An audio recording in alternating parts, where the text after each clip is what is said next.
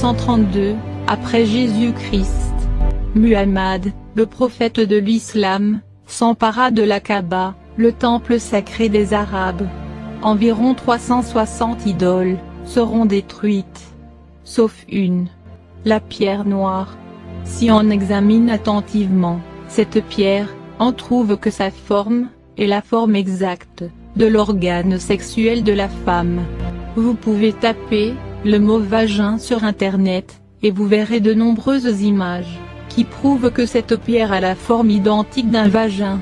Et pour être plus précis, le cadran en argent construit pour la protéger, ayant toujours la forme originale, représente la vulve, tandis que le centre est le vagin. Cette idole a été vénérée par les Arabes païens, bien avant l'islam dans le même lieu. Le rituel, à partir des documents islamiques officiels, se base sur la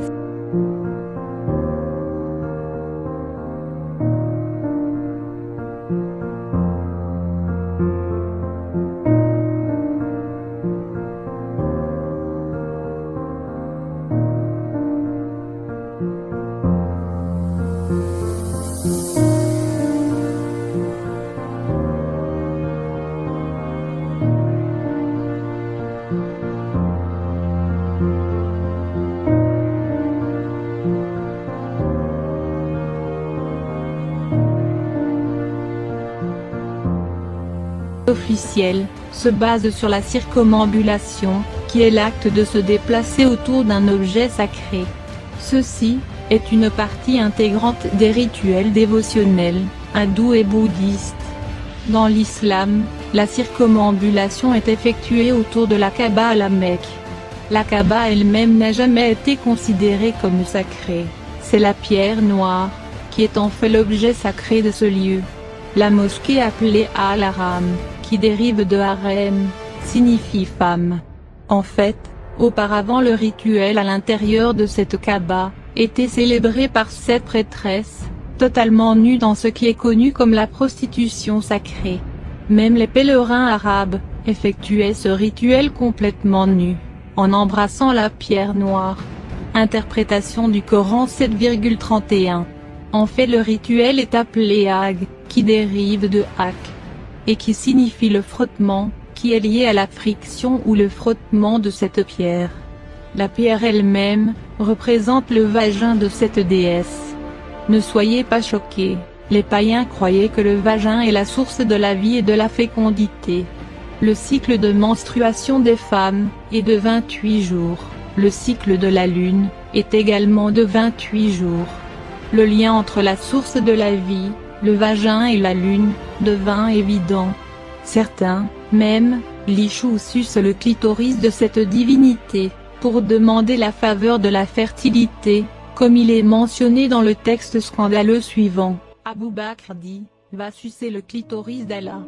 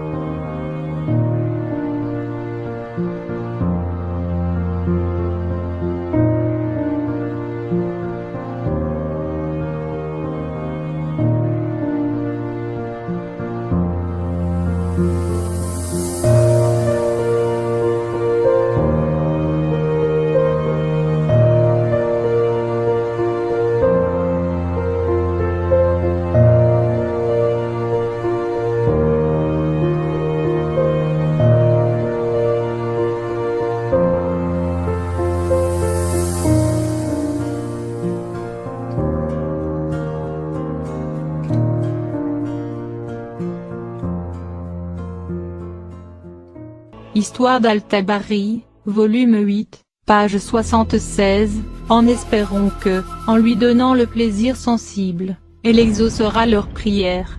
D'autres prétendent que c'est la pierre qui suce leurs péchés, c'est pourquoi de sa couleur blanche d'origine, elle s'est rendue noire. Dans le Coran 2,199, Muhammad recommande aux musulmans de procéder avec la même pratique des Arabes païens, faites constamment, comme il a été toujours fait, à savoir le Hajj, ou le Tawaf, autour de la Kaaba. Dans la religion hindoue, comme beaucoup de religions archaïques païennes, on retrouve ce même genre de vénération du vagin. En sanskrit, le vagin est appelé Yoni. Et cette divinité a toujours un rapport avec la lune. En effet, en Arabie il y en a plusieurs preuves archéologiques, du dieu ou la déesse de la lune. Il suffit de noter le symbole du croissant, partout dans le monde islamique, pour prouver l'origine païenne de l'islam. Les musulmans prétendent qu'ils croient en un seul Dieu, le Dieu d'Abraham, Moïse et le Christ. L'unique Dieu des Juifs et des chrétiens. Si cela est vrai, pourquoi continuent-ils à vénérer une idole d'un vagin? Pourquoi font-ils détruire des idoles, tandis qu'ils vénèrent eux-mêmes une idole? Les mullahs des musulmans prétendent que cette pierre est descendue du ciel, sûrement une météorite, et alors? Tout est descendu du ciel, de la main de Dieu, le Créateur. Faut-il vénérer la terre, les pierres, les arbres et les animaux? N'est-ce pas ça, l'idolâtrie et le paganisme? Puis, est-il possible que la pierre, qui est descendue du ciel, est descendue avec la forme d'un vagin? Pourquoi Dieu, le créateur de toutes choses, doit envoyer à l'homme une idole d'un vagin pour la vénérer? D'autres prétendent que c'est Abraham qui a construit la Kaaba. Pourtant, ni dans la Bible ni dans le même Coran, il n'a jamais été mentionné que Abraham y construit cette Kaaba. Nul aussi n'a été dit à propos de cette pierre noire. Alors, comment que l'objet le plus vénéré de l'islam n'avait jamais été mentionné, ni même expliqué, dans les révélations sacrées? D'autre part, les documents historiques prouvent que les Arabes avant l'islam n'ont jamais eu des noms bibliques, comme celui d'Abraham, d'Agar ou d'Ismaël, donc ce serait impossible que les Arabes sont vraiment leurs descendants. Un autre fait historique est que, ni les tribus juives ni les tribus chrétiennes, en Arabie, n'ont jamais adoré leur Dieu dans cette Kaaba. Il était pleinement connu que c'est un sanctuaire païen, qui n'avait aucun rapport avec Dieu, le seul Dieu d'Abraham, de Moïse et du Christ. Les musulmans vénèrent et embrassent cette pierre tout simplement, parce que le prophète de l'islam, Muhammad, l'embrassa. Maintenant, le texte suivant confirme cette tradition. Pourtant, cette déclaration raconte clairement que cet acte de Muhammad était justement pour satisfaire les païens, ce qui signifie par une bonne traduction, la dissimulation, le déguisement, à savoir un acte d'hypocrisie. Pourtant, ce fait, en outre de l'hypocrisie de Muhammad, prouve qu'il s'agit d'un rituel païen et que la pierre est une idole païenne. Mais alors pourquoi ce rite reste-t-il jusqu'à nos jours un rituel pour tous les musulmans? Même, le rituel païen, autour de la Kaaba, continue. Les musulmans, au lieu d'être nus, ils se couvrent d'un drap, mais toujours nus sans sous-vêtements, hommes et femmes. Alors pourquoi pas des sous-vêtements? Et ce que les rend plus saints? Ou parce que, c'est un développement qui a continué, d'un rituel païen, d'une religion païenne, et d'un dieu païen. Un autre texte scandaleux parle des pratiques sexuelles, dans ce même rituel. Nous le trouvons dans l'interprétation de la sourate 2,199, bien sûr, les simples musulmans d'aujourd'hui, ne connaissent rien de ces sujets, ils ne savent pas, qu'en fait, ils vénèrent une idole d'un vagin d'une déesse païenne. Ce n'est pas pour critiquer ou bien pour humilier les musulmans, je n'ai rien contre les musulmans, pourtant contre l'islam. Contre Muhammad, et son islam, qui compromet l'espoir du ciel des simples fidèles musulmans.